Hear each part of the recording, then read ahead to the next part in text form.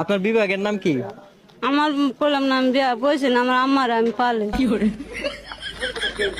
আপনার বিভাগ কোথায়? বাবার নাম জয়নারাজ। আপনার বিভাগ হচ্ছে সিলেট, মনে থাকবে? জি। আর বাংলাদেশের রাজধানী কোথায়? সুনামগঞ্জ। আপনার বিভাগের নাম কি? আমার বললাম না, আমি বিয়া বলছি না, আমার আম্মার আমি পালে। আপনার বিভাগ কোথায়? বাবার নাম জয়নারাজ। আপনার বিভাগ হচ্ছে সিলেট, মনে থাকবে? জি। আর বাংলাদেশের রাজধানী কোথায়?